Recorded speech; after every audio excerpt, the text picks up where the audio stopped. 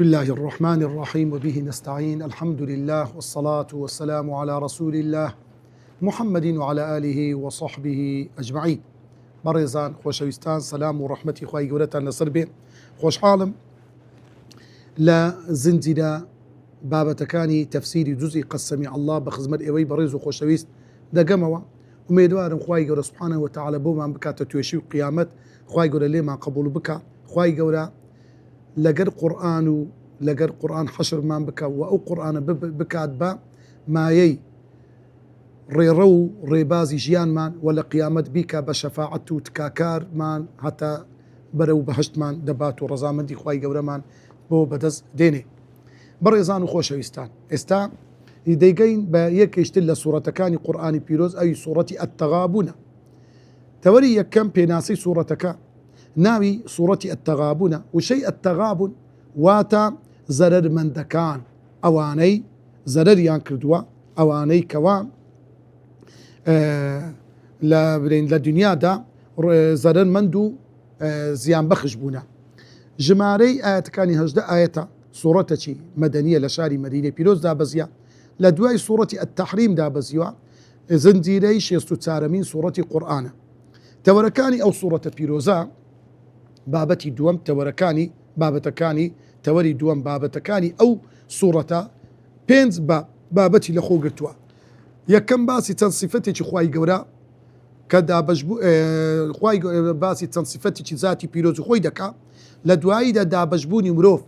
بو اواني كا باوردارن و اواني بي باورن توري دوم لو صورة دا باسكني هوزو قلكاني بيشو كخواي قولا لناوي بدن بس زاي زور صخد بوي بباوري استمكاريوا عاقبتي أم بتيجيش أو بباورانا توري السيم قشتشي خيراه بناو هندي للردا وكان روجي قيامت خواي قورا بومان بازدكا توري تسوارمي أو صورة بيروزا همو ردا وكاني سرزوي بويستي خواي قورا بري ودتن كوابو بيويست مسلمان ملكتو جيرالي خواي قورا بيت خالي بينزم وتوري بينزم باس كردني مالو من ضالي خراب ودرسول آين هاندان بو مال بخشين وتاكا كردن أو توركاني أو صورة بو توري سيم بيوندي صورة تغابون بصورة بيشي خوي كمنافقون لصورة بيشو صورة المنافقون خواي قرباسي أو كسانيكت كالريزي مسلمانان لدكن درز دخلنا وريزيانوا باشتريش تشكى بروا دار بسلمينيت خواي قرباسي مال بخشيني كت وخواي يورا سبحانه وتعالى تندين صفتي أو دورواني باس كدو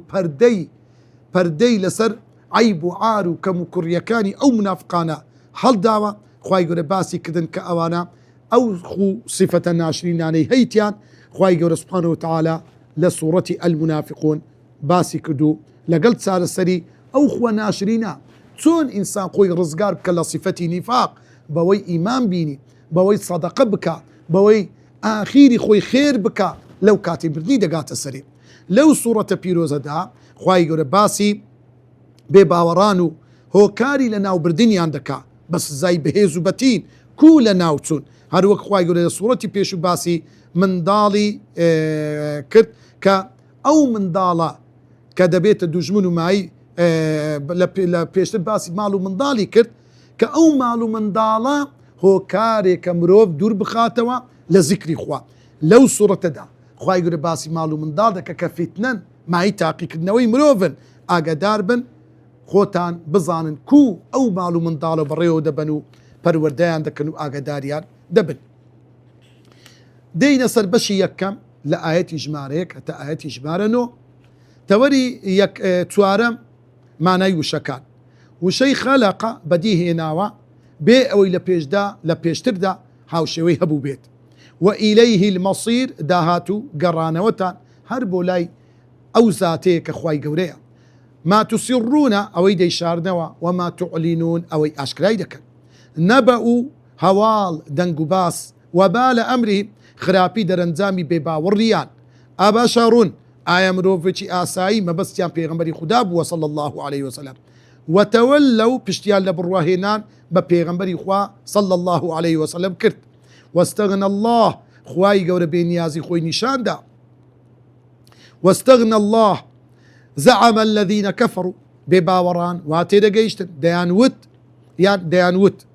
والنور الذي أنزلنا بس قرآني بيروزا يوم التغابن روجي زرد مندي بباوران ناوي كلنا وكان روجي قيامات بل توري بينزم تفسير لك دانوي معنى آية بيروزا كان خواهي سبحانه وتعالى ده فرمي يسبح لله ما في السماوات وما في الأرض أو سورة هي كيشتري لو سورة تاريكوا بتسبيحات خواهي دس بيدكا بلا تسبيحات بصيغي فعل مضارع واتا هميشه وبردوام لدير زمان ولوتي خواهي يقول أو بونوري خلق كدو هر هموي أويلنا وآسمان كان وأويلنا وزوية يسبح تسبيحات خواهي يقول دكان واتا تعظيم خواهي يقول دكان واتا خواهي يقول بباقرا دقرن لهم الصفات نقص هم الصفات جزوان وباكو قورد دنا بال خواهي يقول سبحانه وتعالى هو معنى يسبح عند يسبح لله تسبيحات ملشي خواهي قوريا يعني هيد مخلوق ودرس كراوي هيشتق لبو نور نابي صفة تسبيح بدرة بال أو شيء سبحان الله وشيك مصطلح زاراويك خاصة بذات الله دكري بري حاشاتي فران بلام ناكري بري سبحانه لبو فران نا يا مدرن سبحانك أي پروردی قرارا پاکو بيقردي لو تو أو كلمة سبحانه بس لبو خواي بكاردي لبو هيشتك بكار ناي لويا لصيغي بهمو صيغة كاني برين صيغة كان دار رجراوي ولا لفعل خواي قرا تسبيحات ذاتي بيروز خوي كرديا بفعل ماضي سبح لله ما في السماوات وما في الأرض وكل سورة كاني بيشو سورة الصف سورة كاني تر يسبح لله لو لسورة الجمعة وهروها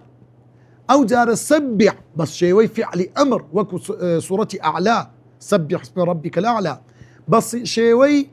مصدر سبحان الذي أسرى بعبده أوان لبرأوي ذاتي بيروزي خوا بهمو شيوازك بهمو شيويك دبي تسبيحاتي خواي يقول بكريم بزبان بدل بعبادة كان لهمش تقدر بخواي يقول التسبيح بكري بباقرا بجيري لهم صفاتك نقص لهم صفاتك كمكري وأو تسبيحاتا ملشي خواي يقول حرتي لأسمان كانوا زوية بزماني حالي خويان تسبيحاتي خواي يقول دكن وإن من شيء إلا يسبح بحمده ولكن لا تفقهون تسبيحهم وشيء سبحان الله وشيء ذكري زور قوريا لبو خواي يقول سبحانه وتعالى أنزام بدري وشيء سبحان الله ذكره يعني ذكر كني خواي قوريا سبحانه وتعالى وشيء سبحان الله ثنايا متع الثناي خوادكي أول شيء تيدا وشيء سبحان الله بباقرتني خواي قوريا لهمو يعني أو بربابة عقيدة تيدا لويا ذكرتي زوزور قوريا بيغنبري خواده فرمي صلى الله عليه وسلم كاتي كتسوم إسراء ومعراج إبراهيم بيغنبر فرموي أي محمد المصطفى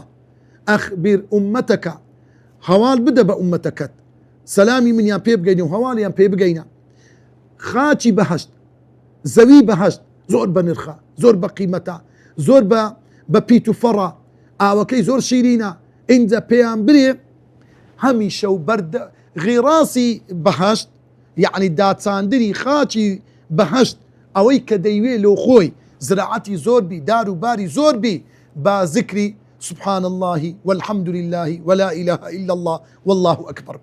ذكري سبحان الله لبيش وهي مو ذكرك انا لويا خواي يقول فرمي يسبح لله لو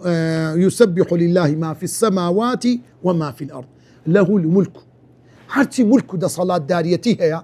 هرتي شت هي لناو زوي هموي خاونك خواي قوري هموي خواي قوري خوي خاون يتي كلمي له هروكو دفرمي يسبح لله أو لاما بيد حرف جرى لبو تبكاردي لبو دوشت يكم لبو ملكية يعني تسبيحات أو دروس كداوانا هموي ملشي خواي قوري ولبو اختصاص بكاردي يعني تسبيحات خاصة بخواي قورا ملشي كون كائنات بهر صورينري أو بونورا خاصة بخوا هر خواي قورا هر صورينرا هيك كسيشترنيها دخلي هەڵسوڕێنەر و دروستبوونی ئەو کەون و کائیناتە بکە. لۆیە کاتێک دەرێن ربنا ما خلقت هذا باطلا، کاتێک کە وردە بێ و لەو کەون و کائینات و بوونەوەر و ئاسمانە، ئەی پەروەردیگارە بەڕاستی بە بێهودا هە لەو گۆڕەی ئەو کەون و کائینات و ئاسمانە دروست نەکردووە. سبحانك باطلة ببطالي ببيهو ببي أندازة ببي حكمت. سبحانك باكو بيقدي لو تو لو صفتي نقصد بدرية بال همو صفتي جوان قابلي توا هر خود عليمي هر خود حكيمي هر خود قادري هر خود عزيزي هر خود همو صفات جوانك قابل وشايستي خوتا وله الحمد وحمد وشكر سباس هر شايستي خواي قوري هر وكو تسبيحاتش شايستي خواي قوري وله الحمد. الحمد لله حمد ملشي خواي قوري خاصة بخواي قوري سبحانه وتعالى هيت كسيقنية حمد بكري ايما دكري برينا خلشي شكرا سباس بلام ناكري بخلشي بري حمد الدكم نا لبر او صفتي حمد كدري الحمد سباس تدايا بس تداها القطي تدايا ثناء تيتكشي تدايا وهروها بيزاني نشي تدايا يعني اتو اعتراف دكي با او خدا خاون نعمته او اعترافه انت بسري ده هالدري اشتكي ده ديو بالوي ولا دوايدا وشيء الحمد تيتكي تدايا بباقرتني خواي قور سبحانه وتعالى لوي وشيء الحمد زور ذكرتي قوريا بتايبت اقل لك سبحان الله تيكل بكري له الملك وله الحمد وهو على كل شيء قدير. خواي قور سبحانه وتعالى توانا ود صلاتي بس مشتك داهية وله حمد كل ما فيها من خلق لأن جميع من في ذلك من الخلق لا يعرفون الخير إلا منه بزانا لو وله حمد كل ما فيها من خلق يعني حمدي سباسي همو أو بونا وراء لو شيء دا قريتوا لو خواي قورا لو تسكا همو دروس كراوة كاني خواي قورا سبحانه وتعالى لأن جميع من في ذلك من الخلق همو أو دروس كراوة لا يعرفون الخير نازان السود قازان ديشتكان لتشين درود إلا منه إلا لطرف خواوية وليس لهم رازق سواه هيتك سجني روزي دربيت زقل ذاتي الله فله حمد جميعهم بويا حمد شكر سباسي همو دروس كراوة كان دقريتو بولاي خواي قولا وكو إمام الطبري رحمتي خواي لسربي باسي فرموه إنت خواي قولا دا فرمي لآياتي دواتر هو الذي خلقكم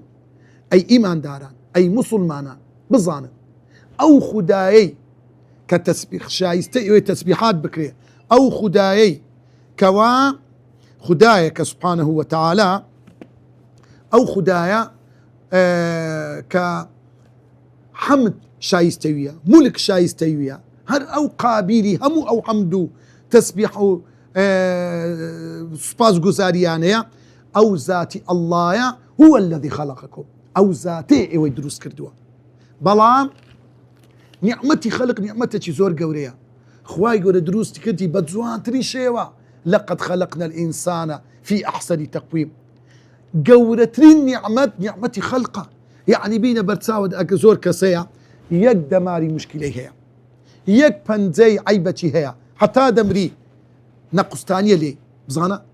بلام خواي قول ايوي خلق كردي بدزوان تري شيوا شايستي اوي حمد وشكر وسباس او خواي قول بكري تسبيحاتي او خواي قول بكري بلام انسان بهوي نزاني بهوي نفامي بهوي زفر بيبردني شيطان وهالخلطان دري للاني شيطان صفة كانوا فمنكم كافر هندي لو خلقك خوا خلقي كرديا لذاتي سباسي خوابك كفراني نعمتي خوادك كافر دبي كلمة كافر وات نعمتي خواد شارتوا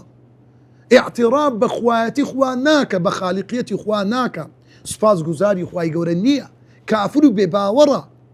بزانا ومنكم مؤمن خلقة شيء لأيوة إيمان دارة خوا فضل شرفي أوي بيبخشيا كإيماني هالبشارية إيماني بخوايا كلمي مؤمن واتضل نيايا يقيني هي خالقك هي أو بونا وري دروس كدوا أو خالقك قوري همو أو بونا وريا دبي إنسان إيماني شبوي هبي كخواي قول خالقة هل أو خواج رب العالمين واتا خالقة خاوني نعمته خاوەنی چاکەیە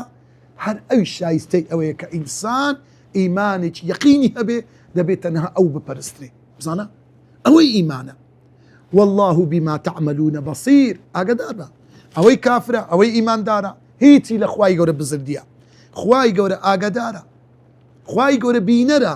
بەو کردەوانەی کافرە کە دەیکا و بەو کردەوانەی کە ئیماندارە دەیکا هیچی لە خوا بزرد نییە خوای گەورە ئاگاداری حاڵی هەموو ئەو خەڵکەیە ئینجا خوای گەورە دەفەرمێ خلق السماوات والأرض کورە نەک هەر ئەتۆی مرۆڤ لە چاو مەخلوقاتەکانی تری خوای گەورە شتێکی زۆر بچووکە لۆیە ئەو خودایە خالیقێکی ئەو تۆیە خلق السماوات والأرض ئاسمانەکان و زەوی دروست کردیە بالحق بەڵام خوای گەورە کاتێکە ئەو ئاسمان و زەوی دروست کردیە معنەتی بالحق واتە خوای گەورە ئەو بوونەوە و کەون و کائیناتەی دروست کردیە بە مەبەستەکە چییە لەوەی کە ملکەت بی لە بۆ مرۆڤەکان وسخر لكم ما في السماوات وما في الأرض خوای گەورە ئەو بوونەوەرەی دروست کردیە بۆ ئەوەی عظەمەت و گەورەی خۆی دەربخا لۆی ئێمە دەڵێن ربنا ما خلقت هذا باطلا معنای چییە يعني بەبێهۆ يعني لۆیە خوای گەورە ئەو بوونەوەرەی دروست کرد بە بەتاڵ دروستی نەکردیە مەبەستی خۆی تێدایە گەورەی خالیقیەتی خوا دەردەخا و ئەوەمان لۆ دەردەخا کە ئەو بوونەوەرە هەمووی لە ملکەتی مرۆڤدایە ئەدی ئەی مرۆڤ بۆ تۆ ملکەز نابی لە بۆ ذاتی الله بزانە لۆیە قیلە جعلهم أحسن الحيوان كله وأبهاه صورة واتە خوای گەورە ناو گیان لەبەران جوانترین شێوەی دایتە ئەو مرۆڤە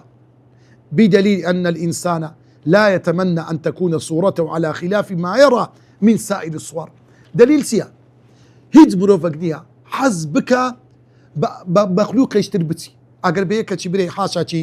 بینگەر و بیسەری بەڕێز برێ دەرەی کەری دەرەی سەی دەرەی بەرازی دەرەی فرانە ئاژەڵی چەند پێتێک دەچی کاکە دەمچێنی بەوەی حتى بەیەکە دەرەی مەڕە خۆ ڕەنگە تو لە فەقیری و لەوانە وەسفی بکەی بەڵام پێی ناخۆشە لۆ شكل شێوەی ئینسان لقد خلقنا الإنسان في أحسن تقويم وكو إمام قرطبي دفرمي ومن حسن صورته أنه خلق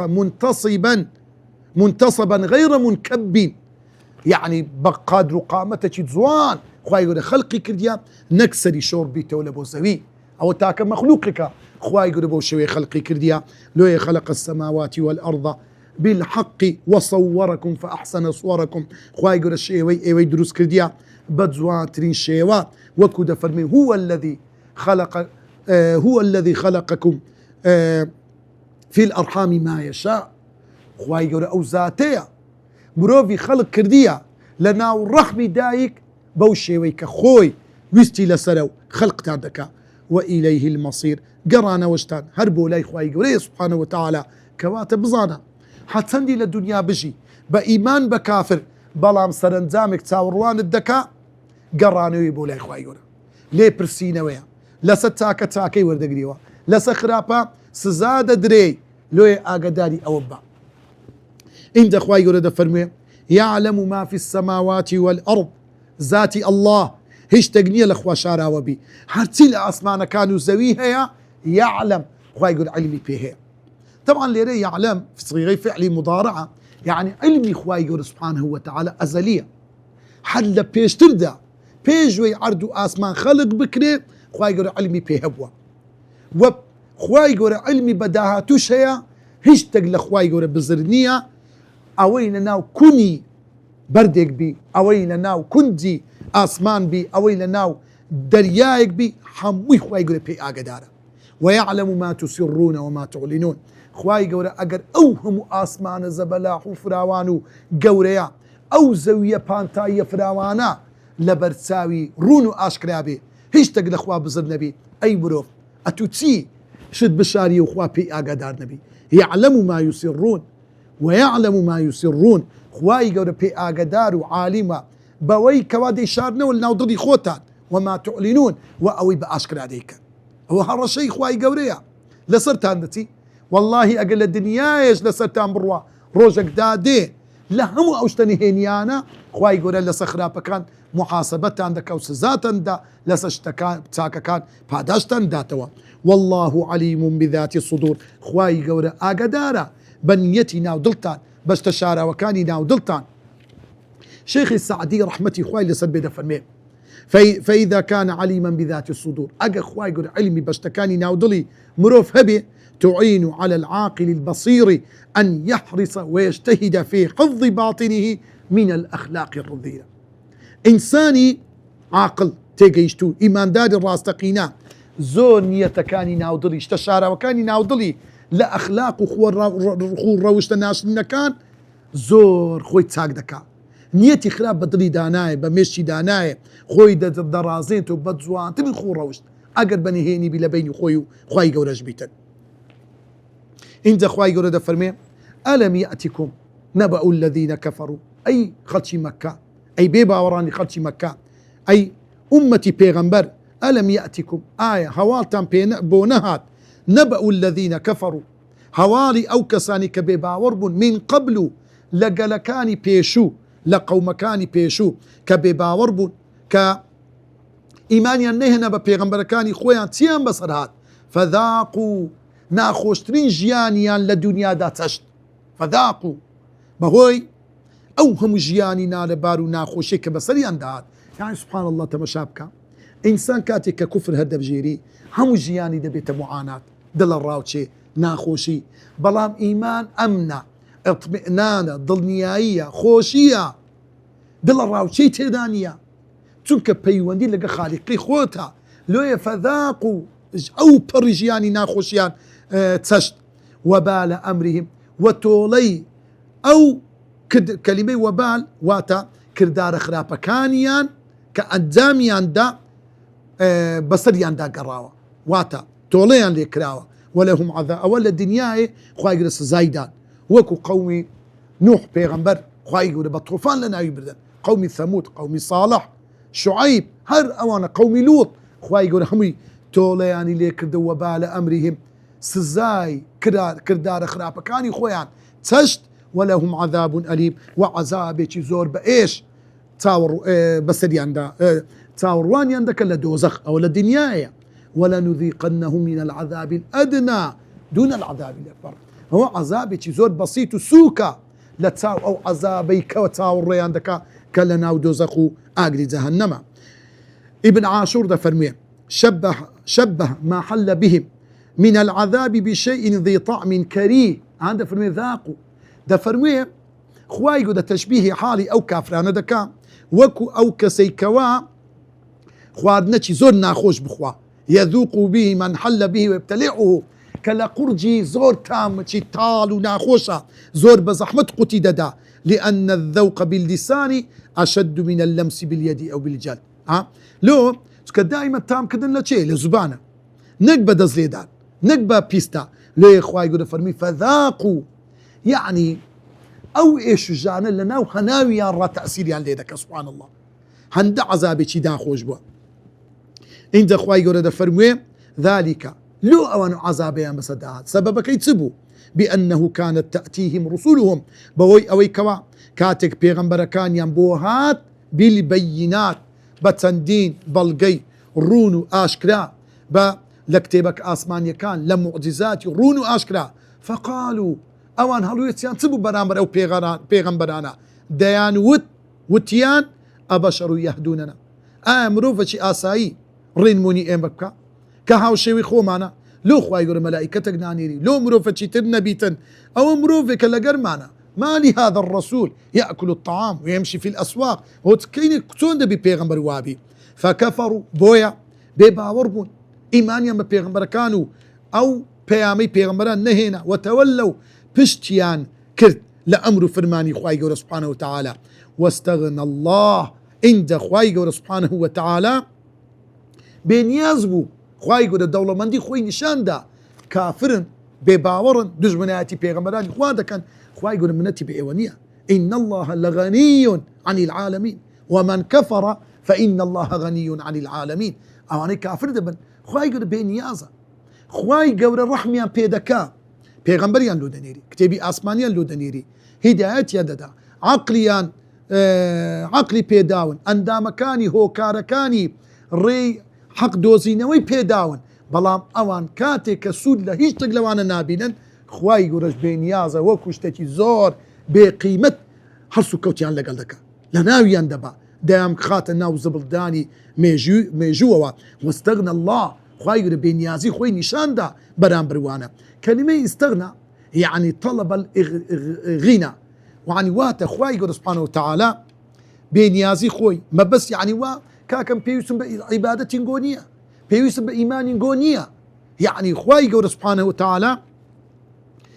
بشتي خست يعني واي كذا واستغنى الله واتا خواي قول سبحانه وتعالى بشتي تيكردو خواي قول بينيازي خوي نشان دلوان دواي اوي خواي قول چەندین شتی زۆر بە قیمەتی خۆی لۆیان نان لە کتێبی ئاسمانی لە پێغەمبەران ئینجا دوای ئەوەی کەلیان سوود و قازاندیان وەرنەگرت کەلچیان وەرنەگرت لەو پەیامە خوداییە نورانیە دڵیان ئاوەدان نەبووە استەغنى الله خوای گەورە بێنیازی خۆی نیشاندا والله غەنیٌ خوای گەورە دەوڵەمەندە خوای گەورە بێنیازە خوای گەورە بێپێویستە خوای گەورە موحتاجی ئیمانی هیچ کەسێک نییە خوای گەورە پێویستی بە چاکەکارانی عەبدەکانی نییە هەروەکو ئەگەر هەموو دنیا کوفر بکە لە خوایەتی خوا ناکەوێ حەمید هەروەکو خوای گەورە سوپاسگوزارە بەرامبەر بە چاکەکارە یعنی کاتێک کە ئینسانێک کوفر هەڵدەبژێری کافرە کردەوەی خراپ دەکا هیچ تەئسیل لە موچی خوا ناکە لۆیە پێغەمبەری خوا دەفەرمێ صلی الله عليه وسلم خوای گەورە دەفەرمێ لە فەرمودەیەکی قودسی دەفەرمێ یا عیبادی لو أن أولكم وآخركم وإنسكم وجنكم أجر أول وآخرتان لباوك آدم آخر خلق هرتي دنو مروفا هر هموي كوبتوا هر هم ينضلي وكو يقدلي إيمان داري خواناسي تاقبي هيش تقلموتشي خوا كمناك زياد داك وأجر همو خلشي أول لباوك آدم آخر لدنو مروف همو ينضليان وكو دلي خراب تنكسي كافري صرو زوي بي هيز لموتشي خوا يقول كمناك خوای گەورە بێ نیازە بێ منەتە بەڵام خوای گەورە سوپاسگوزارە بەرامبەر چاکەکاران واتە کەسێک یەک چاکەی دەکا بە دەقات دەیداتەوە وە زیاتریش اینجا خوای گەورە دەفەرمێ زعم الذين كفروا بێباوەڕان وا تێدەگەیشتن زعمە بە معنای تێگەیشتن دێ بیر و باوەڕێکی زەعیف و لاواز کە هیچ بەڵگەی نییە هەلو خۆیانەوە دەخەملێنن بيري لي دكنوا زعم بمعنى قال جدي لزماني عربي يعني دطاني بري قال الذين كفروا بو معناه هاتبي كبيباوران ديان وت يان بيرو بوتونو بأنديشو عقلي خويان ببيهيد بلقيك بيباوران ديانغو اللي يبعث ايما زندينا كرينوا للروجي قيامت اي بيغمبري خوا قل اي بيغمبري خوا بيان بلي بلي ايوه زنديو دكرينوا رد يعني قسكاني وان رازنية درويا كزندي ناكرينوا بلي زندي دكرينوا وربي سوينت بپروردگاري خوم طبعا خواهي قولا سيدارا سوين دي خواردو لقرآن لسا هل سيدارا لبو زندي بونويا يقلو شوينانا ايري كده فرمي وربي سوين بپروردگاري خوم لتبعثون سوين بقوريو بيروزيو بالتأكيد بيقومان ايوه زندي دبنوا ثم دوای زیندووبوونەوەتان محاسبە و لێپرسینەوەتان لەگەڵ دەکرێت لە تونەبەئونە هەواڵتان پێدەدرێ بە هەموو ئەو کردەوانەی کردیتان بیما عەمیلتوم بەو کردەوانەی لە دنیادا کردیتان لە سەحیفەی ئەعمال لەسەر میزانی حەسەنات هەر هەمووی دەخرێتە بەردید و چاوی ئێوە ئینجا دەفەرمێ العەسیر فی وذلك على الله يسير ئەو زیندیبوونەوە و لێپرسینەوەی خەڵکان لەسەر خوای گەورە لا إخوائي قولا زور شتيشي سوكو آسانو آسائية العصير في متعارف الناس لا يعصر على الله أو شتي لكن إنسان قرصة لكن خوي آسانة وقد قال في الآية الخردة فرمي وهو الذي يبدأ الخلق ثم يعيد خواي قولا زاريش تنمرو فكان يكم دا درستي كدنو لدواي دا زنديان دكاتوا وهو أهون عليه زاري دوم زندبونين آسان ترى لله إخوة طبعا نجاري كم قرصة نجاري دوم بس هو خواي لبو عقلي مرف أو بابتي باس كدوكو ابن عاشور رحمتي خواي لسربي باسي فرمو باسي كردوا انت خواي يريد فرمي فآمنوا بالله ورسوله أي إيمان دارا أقدر تاني رزقار تان بلا كفر ئەگەرتانی ڕزگارتان بی لەوەی خوای گەورە سزاتان نەدا دەی باوەڕ بێنن بە خوای گەورە بە تاچێتی خوای گەورە و بە پێغەمبەرەکەی خوا والنور الذي أنزلنا ئەو قورئانەی کەوا بۆمان دابەزاندنا خوای گەورە تعریفی قورئان دەکا وەصفی قورئان دەکە بە نور ئەو نورەی کەوا بۆمان هێناون واتە ئێوە لە تاریچین واللهی ئەو تاریچی ڕۆداک نابتەوە مەگەر بەو نورەی قورئان نەبیکەوا وحیە کە ظلماتی وان چ بوو تاریچیەکانیان بتپەرستی بوو شرک بوو کوفر بوو مردار خواردن بوو شتی مردارەوە بوو کە دەیان خوارد داوین پیسی بوو کردارە خراپەکان بوو بەڵام قورئان ڕۆناچی یەکتاپەرستی خواناسی ئیمان شتە جوانەکان سیفاتە بەرزەکان پاکخۆری هەموو ئەو شتانەی تێدا بوو لێ نورە قورئان والله بما تعملون خبير خوای گەورە ئاگادارە بە هەر کردارێک کە ئێوە ئەنجامی دەدەن يوم يجمعكم ليوم الجمع ڕۆژێک دادێ کە ڕۆژی قیامەتە یەجمعكم خوای گەورە کۆتان دەکاتەوە ليوم الجمع کە ڕۆژی کۆبوونەوەی خەڵکەکانە ذلك يوم التغابن بەڕاستی ئەو ڕۆژە ڕۆژی زەرەرمەندیە ڕۆژی پەشیمانبوونەوەیە لێرە دەفەرمو ئالوسی لە تەفسیرەکەی خۆیدا ئیمامی ئالوسی لە تەفسیرەکەی خۆیدا دەفەرموێ والمراد بالمغبون چێرە ئەوانەی زەرەرمەندن لەو ئاەتێک کە خوای گەورە باسی فەرمووە کە دەفەرمێ ذلك يوم التغابن من غبن في أهله ومنازله في الجنة ئەوەی زەرەری کردیا لەتی في أهله بەخۆی چوویتە باشتی ماڵ و منداڵەکەی نەتوانوە پەروەردەیان بکە ومنازله في الجنة یان لە پلەکانی بەهەشت لە خوارەوەی نەیتوانیوە پلەی سەرەوە بینی فيظهر يومئذ غبن كل كافر بترك الإيمان ئەگەر ئیماندار ئەوە پەشیمان بوونەوە بیت ئەدی کافر زۆر پەشیمانە بەوەی کە ئیمانی نەینایە وغبن كل مؤمن بتقصيره في الإحسان هەموو ئیماندارێک پەشیمانە حەز بە زەرەرمەندی دەکا لەوەی لۆ کەم تەرخەمیم کردێ لە کردارە چاکان لۆ نوێژە سونەتەکانم نەدەکرد لۆ بە نوێژی جەماعەت نوێژەکانم بە جەماعەت نەبوو ئەو هەموو 27 خێرم لە قیس خۆدا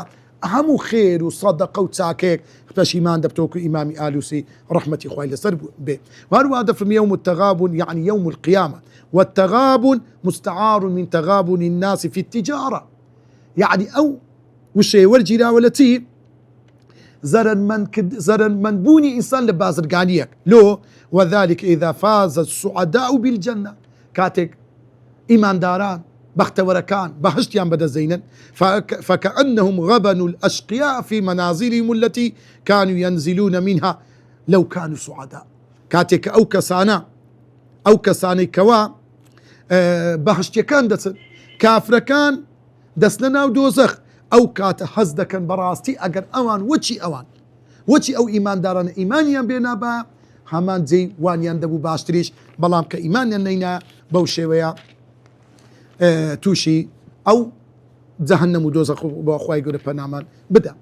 اینجا خوای گەورە ومن يؤمن بالله ويعمل صالحا هەر کەسێک باوەڕ بە خوای گەورە بێنێ وەکردداری چاک بکە لەگەر ئیمانەکەی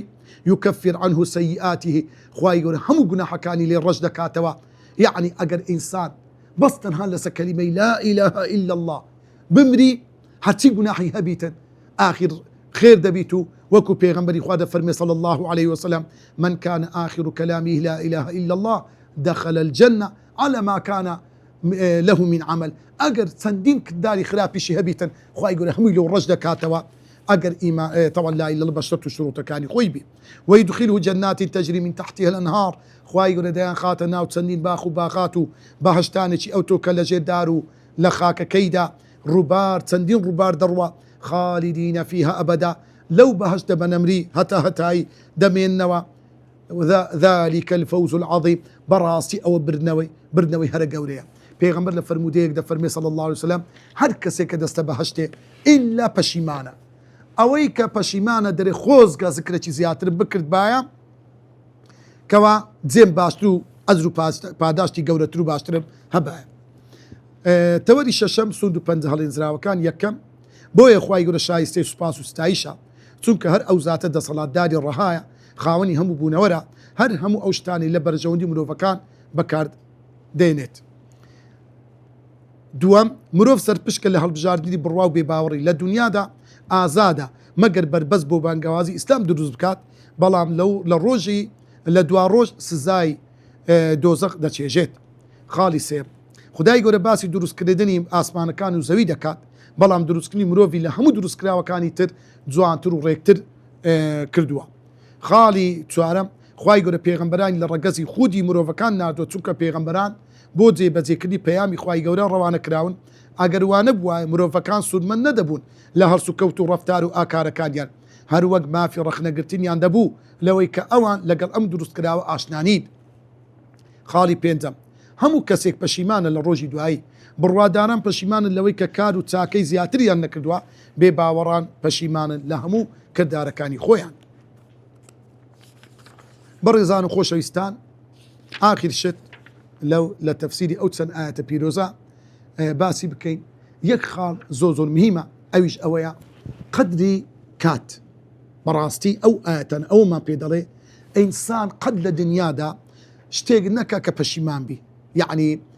هەندێک شتێ نەیکەی وەڵا لەبەر ئەوەی لەبەر دوای لی پەشیمان دەبیەوە لۆیە بەڕاستی ئینسان هەوڵ بداتن کاتی خۆی بە فیڕۆ نەدا وەڵی یعنی ئەو کاتانە ئینسان لی پەشیمان دەبتەوە کاتەکرد بەسەر بردیە ذکری خوا تێدا نەکردیا قسەی باشت تێدا نەکردیا. وصلى الله وسلم على سيدنا محمد وعلى آله وصحبه أجمعين.